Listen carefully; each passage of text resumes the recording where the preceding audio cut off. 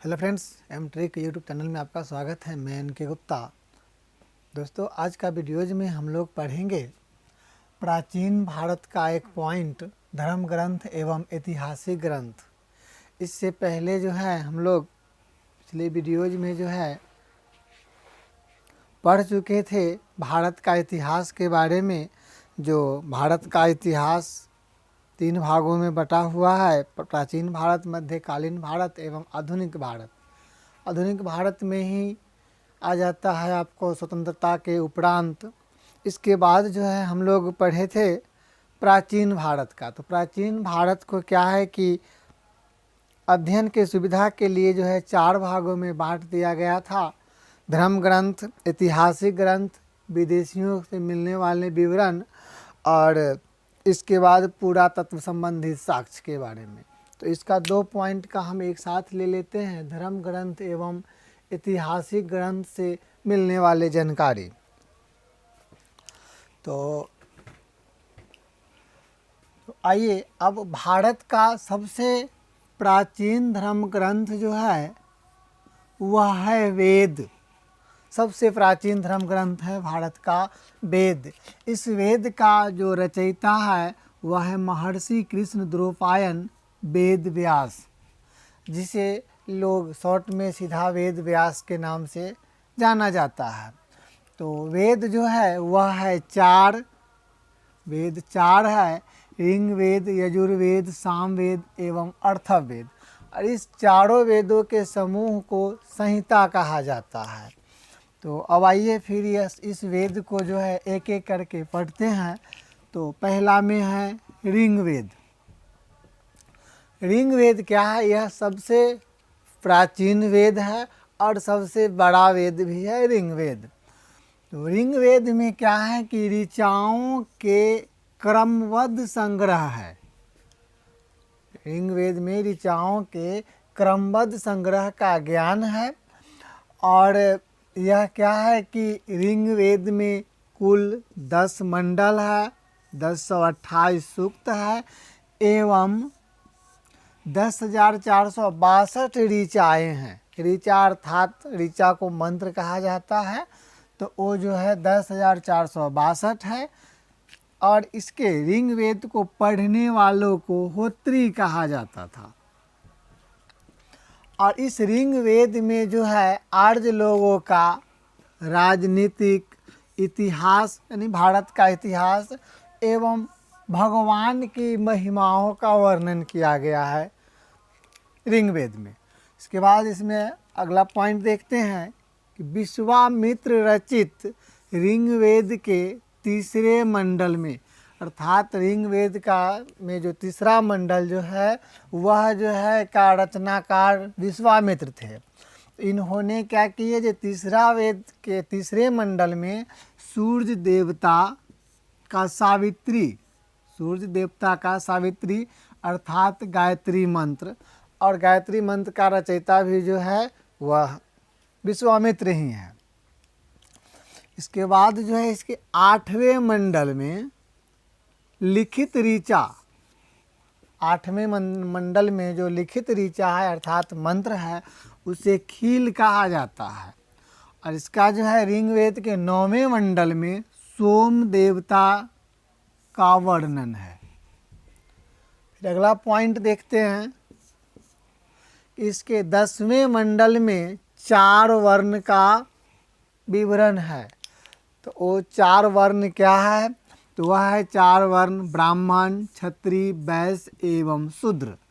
तो इन्हें कहा जाता है कि यह ब्राह्मण, क्षत्रिय, वैश्य एवं शूद्र जो है वह आदि पुरुष ब्रह्मा के मुख से, अर्थात ब्राह्मण जो है वह मुख से, क्षत्रिय हो गया भुजा से, वैश्य वह जांघ से एवं आखिरी जो हो गया शूद्र वह जो है उत्पन्न हुए हैं चरण से। इस प्रकार जो है इम्पोर्टेंट पॉइंट जो है कुछ वह ऋग्वेद में हैं। अब अगला पॉइंट में हम लोग चलते हैं, दूसरा वेद है यजुर्वेद। तो यजुर्वेद क्या है? तो यजुर्वेद में मंत्र एवं बलि का चर्चा है। यजुर्वेद में मंत्र और बलि का चर्चा है, क्योंकि प्राचीन काल से ही जो है बलि प्रथा जो है चलता आ रहा है। तो बलि प्रथा के समय जो मंत्र वगैरह का जो उच्चारण होता है वह जो है यजुर्वेद से लिया गया मंत्र है, और इस मंत्र को पढ़ने वाला अर्धवयु कहलाता है। और इस यजुर्वेद में ही यज्ञ के नियम, विधि विधान दोनों का चर्चा है। और क्या है कि यजुर्वेद गद्य और पद्य दोनों में लिखा गया है। तो फिर इसके बाद हम लोग अगला पॉइंट में चलते हैं, सामवेद के बारे में। अब साम माने होता है गाना, साम माने गाना, अर्थात सामवेद का मतलब हो गया गाने वाला वेद, और इसको पढ़ने वाला उद्धात्री कहलाता है। सामवेद को पाठ करता पढ़ने वाला उद्धात्री कहलाता है।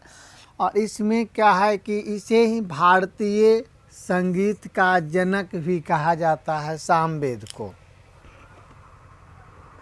इसके बाद क्या है कि इस सामवेद में यज्ञ के समय गाने वाले मंत्रों का वर्णन है।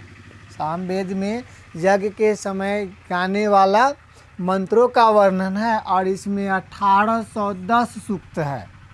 सामवेद में 1810 सूक्त है, जो सूक्त जो है ऋग्वेद से ही लिया गया है। अब इस प्रकार जो है सबसे आखिरी यानी सबसे शुरू का वेद हुआ ऋग्वेद, और सबसे अंतिम का वेद जो है वह है अर्थववेद। अब चलिए, अर्थववेद जो है वह अर्थवा ऋषि रचित है, यानी अर्थवा ऋषि ने अर्थवेद का रचना किए, और इस वेद में 731 मंत्र है एवं 6000 पद है। अब आइए, इस वेद का विशेषता है क्या कि इस वेद में कन्या का निंदा है। इस वेद में कन्या को निंदा समझा जाता है, यानी कि घर में अगर लड़की की जन्म हो तो उसका जो है निंदा समझा जाता है। और इसके बाद इसमें विचार, अंधविश्वास का भी विवरण है। विचार विमर्श जो भी है उसका वर्णन है, और अंधविश्वास का इसमें ज़्यादा जो है अर्थवेद में ही वर्णन है।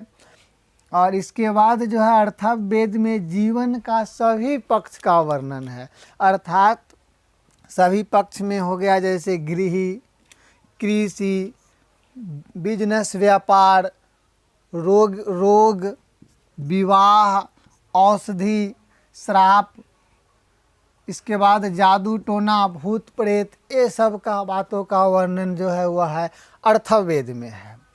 और अर्थवेद में ही क्या है कि परीक्षित को कुरुओं का राजा भी कहा गया है। और इसी वेद में जो है सभा एवं समिति को प्रजापति का जो है पुत्री भी कहा गया है। तो इस प्रकार से हमने चारों वेद का हम लोग पढ़े हैं। अब इसके बाद हम लोग एक छोटा सा पॉइंट ले लेते हैं, उपनिषद। अब उपनिषद क्या है, तो कुल उपनिषद जो है 108 है, जिसमें मूल रूप से जो है वह है आपको 13 उपनिषद। और इस उपनिषद में ही जो है शतपथ ब्राह्मण में स्त्री को पुरुष का अर्धांगिनी कहा गया है। और इसके बाद हम लोग इसी उपनिषद का एक पॉइंट है वेदांग, क्योंकि वेद को पढ़ने के सुविधा के लिए वेदांग का रचना किया गया। और कुल वेदांग जो है वह है 6।